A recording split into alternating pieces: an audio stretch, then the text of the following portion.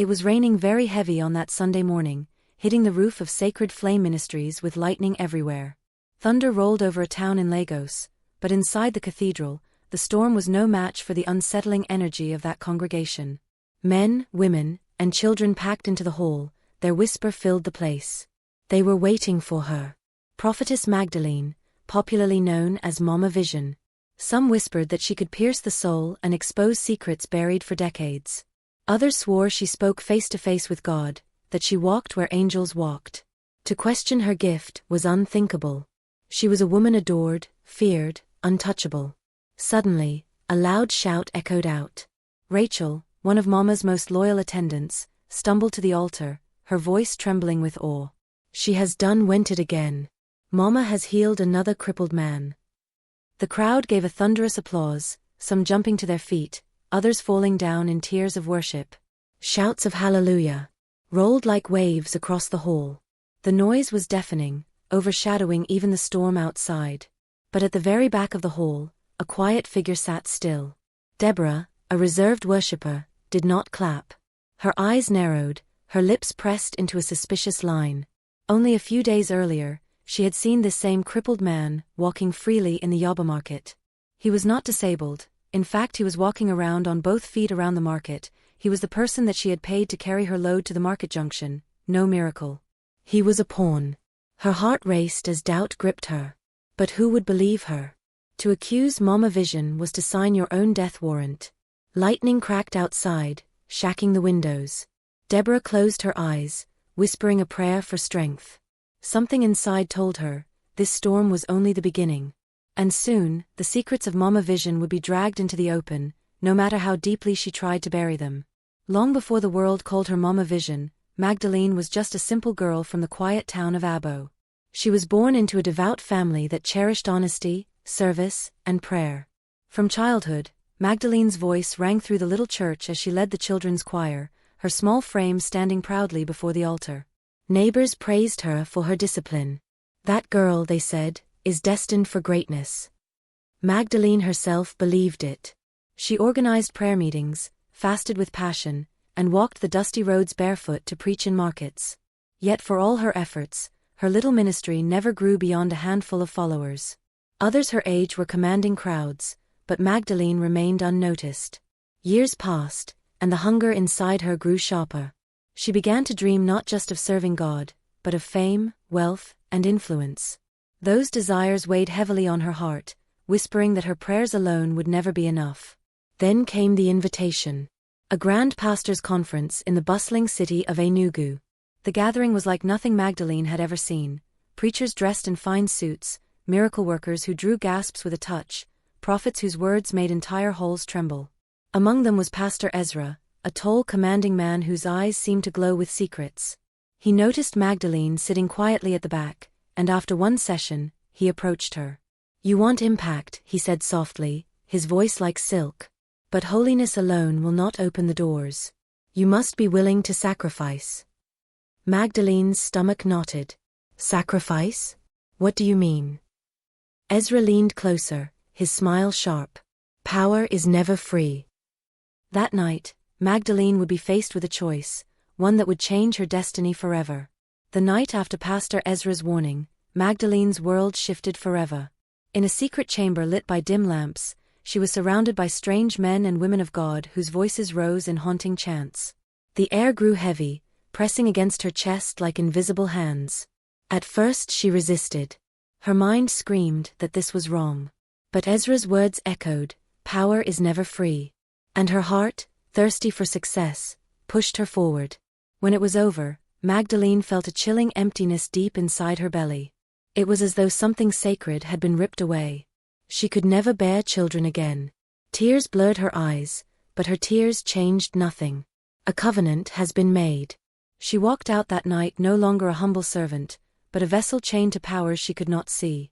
And almost at once, her fortunes turned. Within weeks, her tiny gatherings overflowed. The sick claimed healing. Businessmen dropped offerings at her feet. Word of a new prophetess spread like wildfire. People declared she had visions clearer than angels.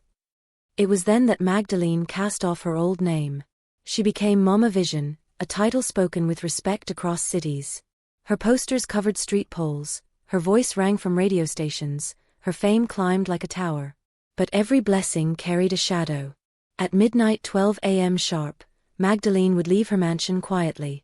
Down the dark path to Nobi River she went, her breath shallow, her body trembling. There under the pale moon, her skin rippled, her legs twisted, and scales emerged where flesh once was. The woman became a serpent. And with a hiss, she slid into the black water, swallowed by the secrets of the deep. Beneath the river, another world was there, one that would feed her power but claim her soul. With her power growing, Mama Vision introduced something new to her flock. One Sunday, she stood on the altar with a bright smile, holding up a small shining object that caught the light like fire. "My children," she said, her voice gentle but commanding, "God has given me a new gift for you. This is the glass of revelation. Through it, your breakthroughs shall come quickly." Gasps of wonder swept through the crowd as ushers distributed the little mirrors to every member. Men, women, and children clutched them eagerly, believing they held a holy treasure. But Deborah, seated at the back, felt her stomach twist. She watched as Mama Vision's eyes gleamed strangely when she spoke. Unknown to the congregation, the mirrors were no gift from heaven. They were cursed objects, binding the people's spirits to the marine kingdom that fed Mama Vision's power. That very night, Mama put the mirrors to work. In her secret chamber, she looks into one, and visions appeared, members of her church in their homes, their secrets laid bare. She could hear their arguments, their confessions, even their whispered prayers. On Sunday, she called Ngozi, a young wife, to the altar. "Daughter," Mama said, "last night you quarreled with your husband over money he hid from you." Ngozi froze, tears spilling down her face. No one else had been there. How could Mama have known? The crowd erupted. "Truly, she sees everything," they shouted. Awe turned to fear, and fear turned to blind loyalty. But Deborah's heart grew heavy. She knew this was not revelation from God but manipulation. She clenched her fists, silently vowing to watch closely.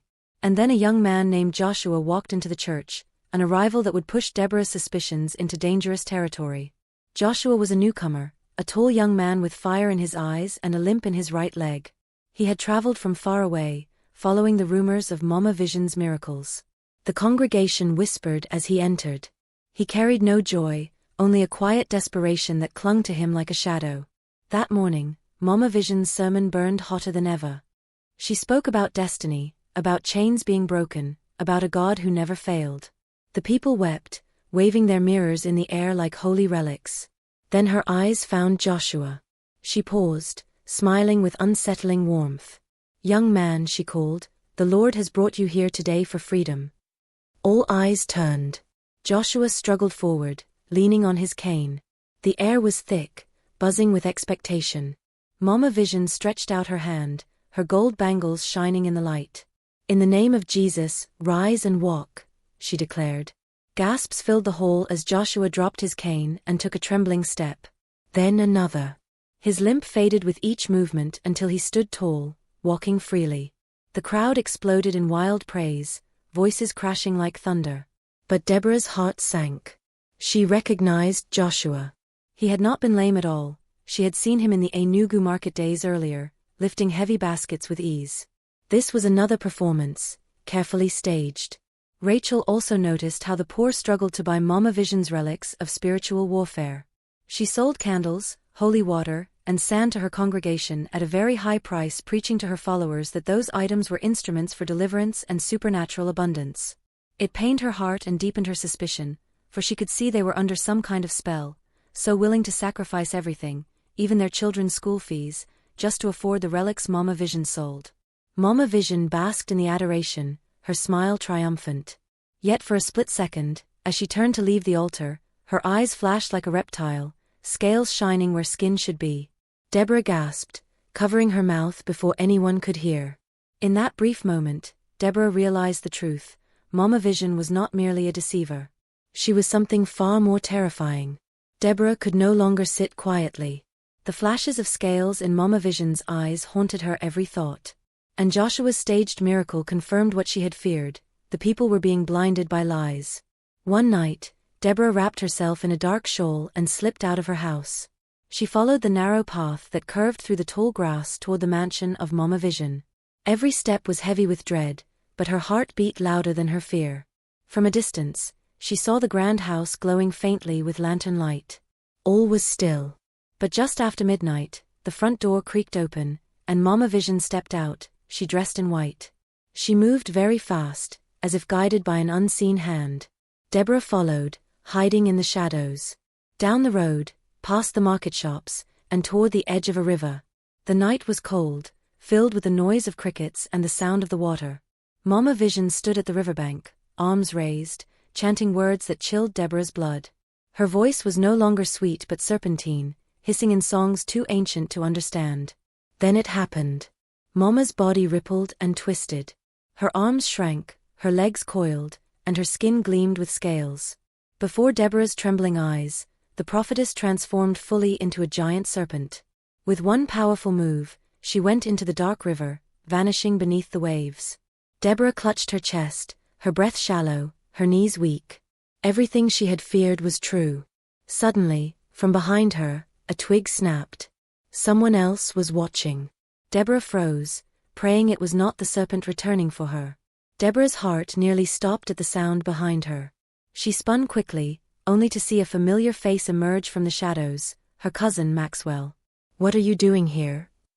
Deborah whispered sharply, pulling him deeper into the bushes. "I should be asking you," he replied, his eyes glinting. "Do you know what danger you're playing with? Mama Vision is not a woman you spy on." Deborah's throat tightened. She trusted Maxwell once, but his tone chilled her. "You saw it too," she pressed. "You saw her become that creature." Maxwell hesitated, his jaw working. Then he shook his head. "I saw nothing. And even if I did, who are you to question God's anointed?" Before she could answer, he turned and stormed away, leaving Deborah trembling in the dark. 4 days afterward, Deborah prayed desperately, torn between fear and duty. Should she reveal the truth to the congregation, or would they turn against her? She confided in no one. But Maxwell's absence from their usual family meetings scared her. On the next Sunday service, her dread was confirmed. Mama Vision stood proudly at the pulpit, her eyes fixed on Deborah with a smile too sharp to be holy. "My children," she announced, "betrayal has crept among us. The devil seeks to sow doubt in this house of miracles. But God has revealed the enemy." Deborah's breath caught. Mama's finger lifted slowly, pointing through the crowd, straight at her. Gasps erupted, members twisting in shock. Deborah's world collapsed as dozens of accusing eyes fell upon her. And then Mama Vision's voice thundered, "Seize her." Ushers surged forward, their footsteps pounding like drums of judgment. The church erupted into chaos as the ushers charged toward Deborah.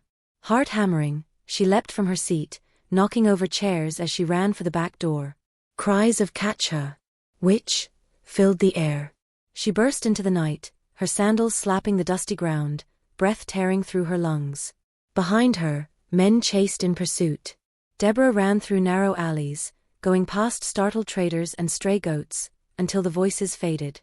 Panting, she ducked into an abandoned hut near the outskirts. Her body shook with fear, but her mind raced faster. How could Mama Vision know so quickly? How had her secret been uncovered? Then the truth struck like a knife: Maxwell. Her own cousin had betrayed her. Tears stung her eyes, but she held them back. There was no time for weakness. Mama Vision's power was spreading like poison, and if Deborah did nothing, the entire town would remain in bondage. That night, as the moon rose high, Deborah knelt in the hut, crying out in prayer. Hours passed in silence, until a strange wind swept through the room. Her candle flickered, and a voice like thunder whispered, "Fear not, child. The serpent's reign will end. But you must expose her covenant. Go to the river, for there her secrets dwell." Deborah's trembling stopped. It was clear. The battle was not just of flesh and blood. She had been chosen to tear away the mask of Mama Vision. She rose, her spirit burning with a courage she had never known. Tomorrow night, she would return to the river. But unseen in the shadows of the hut, a pair of cold reptilian eyes watched her every move. The following night, Deborah went back to river, her heart pounding like a drum. The moon cast a pale glow across the waters, turning the surface into liquid silver. Every instinct told her to run, but the voice she had heard in prayer echoed within, "Her secrets dwell here." She crouched among the bushes, her eyes fixed on the dark current. Minutes passed. Then the ground quivered, and the river began to churn violently. Out of the depths rose Mama Vision, half woman, half serpent, her scales glistening like wet jewels. Around her swirled shadows of otherworldly beings, women with fish tails, men with glowing eyes, spirits of the deep. Deborah clasped her mouth to stop a scream. Mama Vision lifted a golden bowl high above her head, chanting in the same ancient tongue Deborah had heard before. The spirits bowed as she poured red liquid into the river. The water hissed and smoked. "By this covenant," Mama Vision declared, her voice echoing across the banks, "my power shall never fail. My followers are bound to me, body and soul." Deborah's stomach twisted. It was true, the people were enslaved by this marine covenant, tricked into worshipping not God but the serpent spirit that ruled Mama Vision. Gathering her courage, Deborah stepped from the shadows to get a better view of what she was about to do. She took out her phone and recorded all the activities that were happening at that moment. Just as she was about to step back into the bushes for more covering, Mama Vision's head snapped toward her, eyes glowing red, fangs glistening. The river roared, and the spirits hissed in unison. "You dare challenge me, child?" the prophetess thundered. "Then you will drown in the waters of my kingdom." With a single lash of her tail, Mama Vision surged forward, the river rising like a beast ready to swallow Deborah whole. The river rose like a living wall, crashing toward Deborah. She fell to her knees, whispering a desperate prayer. Just as the waters lunged, a blinding light split the sky, striking the surface with a thunderous crack. Mama Vision shouted, her serpent form twisting violently. "No! This is my domain," she screamed, trying to attack Deborah with jaws wide. But Deborah ran so fast she could hear her own heart so clearly. "You will not devour this people," she declared, her voice shaking yet unyielding. "Your covenant ends tonight." The rain became heavy, pouring from the heavens and down into the waters. The spirits of the deep wailed in the wind. Mama Vision suddenly felt a struggle, her scales burning as the power she once commanded turned against her. With a final scream, Mama Vision's body convulsed and split. The serpent's skin peeled away, leaving her broken form sinking into the depths. The river swallowed her with one last hiss, and silence fell. Deborah kept running, and she hid by one of the stalls in the marketplace, tears rolling, her body weak from exhaustion. Deborah posted the video of the terrifying event she had captured and found her way slowly to her friend's house because she was afraid to go home. The next morning the video had gone viral and everyone in the village had seen what happened that night. The congregation gathered, drawn by the uproar. Then Deborah walked in, weak but unafraid, pointing toward the river. She started to address the gathering. "She deceived you, but her reign is over. You are free." Whispers turned to sobs, and sobs to songs of thanksgiving. For the first time in years, the people felt the heavy chains lift from their spirits. And as the sun rose higher, Deborah knew one truth: courage had torn the mask of darkness, and light had reclaimed the land.